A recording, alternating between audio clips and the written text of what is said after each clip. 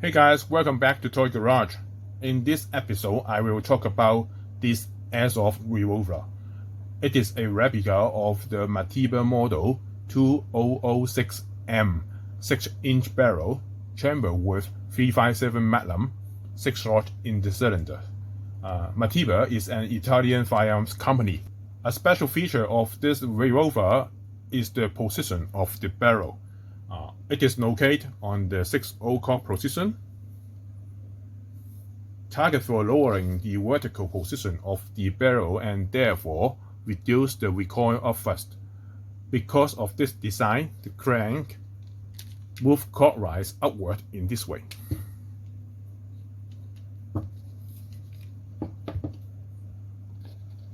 Beside the barrel position, there is another feature from my personal point of view, which is special.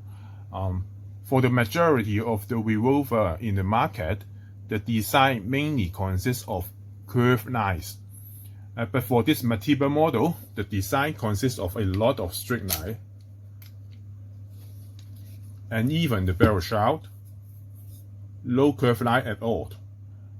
It is worth for me to got this replica as one of my airsoft collection.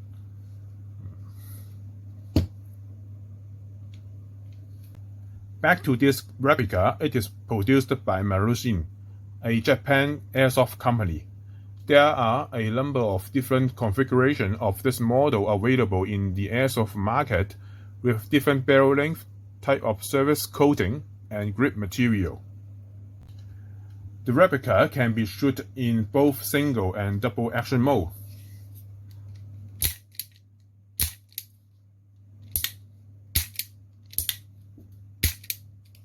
I have made another video to compare the trigger performance of this replica versus a Tanaka model. I will skip the discussion of the trigger in this video. In short, my feeling to the trigger pull for this replica is heavy and uneven. Not on the good side. In general, the exterior of the kit is almost full plastic, and particularly for this replica, the plastic surface is covered by a metallic finish, and the grip is made of wood. Metal-made external parts include the muzzle collar, the front sight, the cylinder shaft, the cylinder crank, and the cylinder release button, this circular part, the trigger guard, the trigger, and of course the unloadable cartridges. Now let's check the quality of the metallic coating.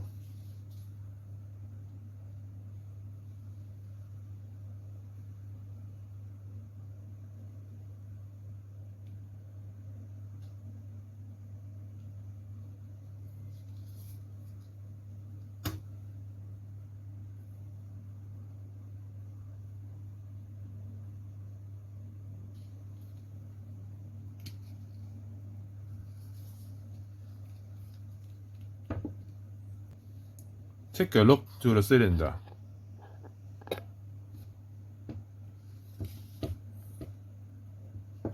There is a mysterious scratch in here, and I don't know how it come out. And in here, there is a long, deep scratch, and I think it is caused by this part.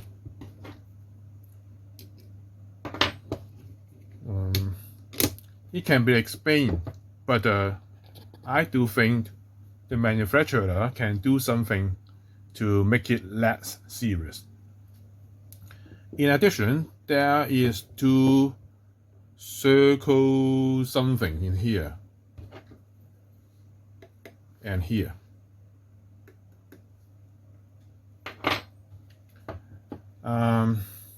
Definitely there are some sort of molding fault, I think.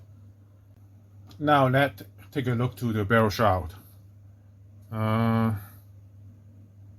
if the camera can show that the actual color of the surface here show multiple color, I think the manufacturer want to resemble the how to say, sometimes still under burning or somehow, I don't know how to do it, they will show some random pattern of burning color, and I think the manufacturer want to resemble such effect. Overall, I think it is good. To remove the barrel shroud, simply unscrew the muzzle collar in this way.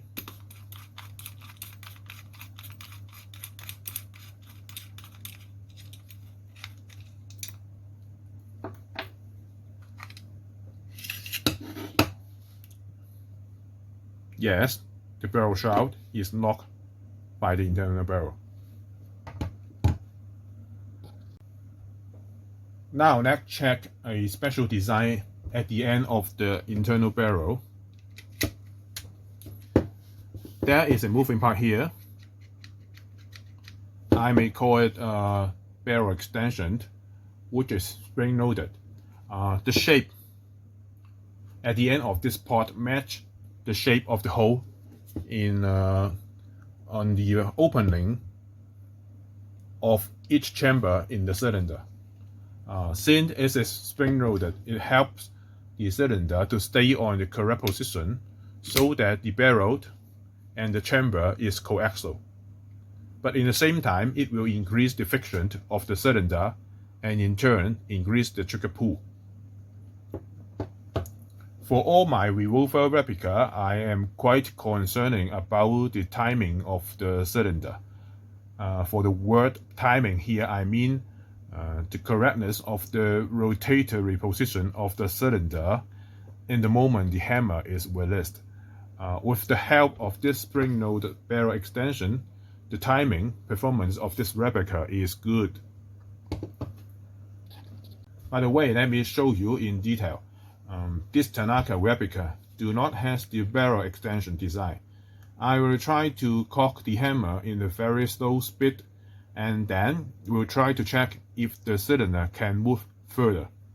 If the cylinder has not reached the correct position, you will hear a click sound. Let me show you.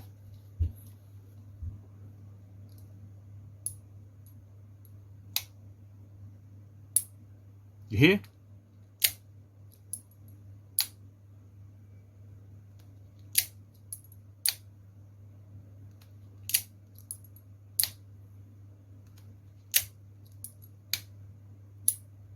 Yes. You hear the kick because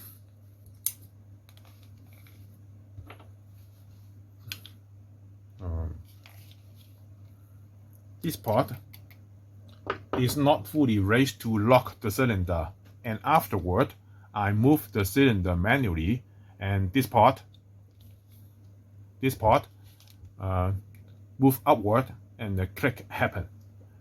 Of course, if I cock the hammer faster or in double action mode, I pull the trigger fast enough, it won't happen. Now let's check the Mateba. You can pay attention to the position of this part for each cycle.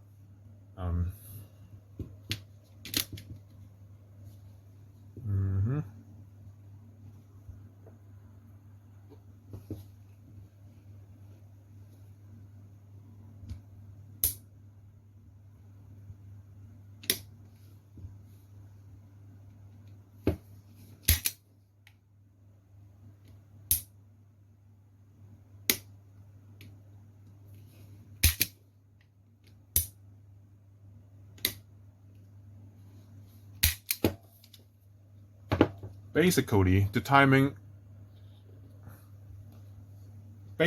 timing performance is good, but to be honest, there are some plays within the past, so that the cylinder can move a little bit.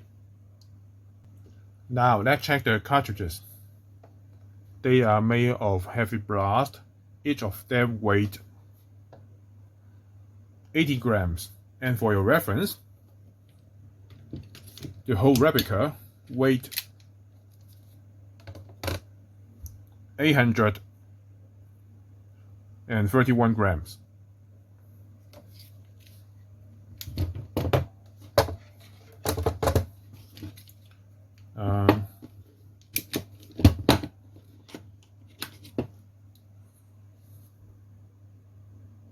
A separate part with different color is on the front of each cartridge to resemble the bullet. BB pellet is placed in the front position, and if you look carefully,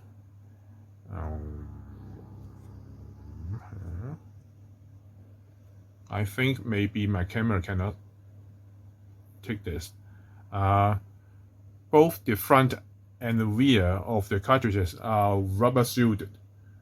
And also take a look to the surface of the cartridges. The surface is kind of rough. For the grip, my replica is configured with a wood grip. Take a look to it.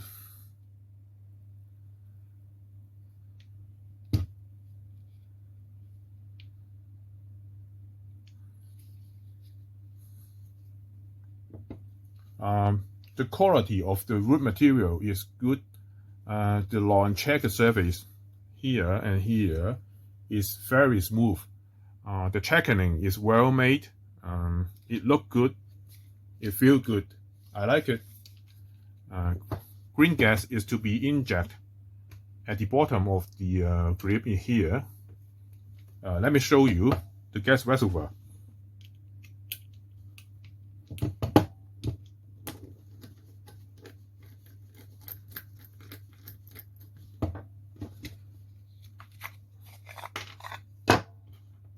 Okay.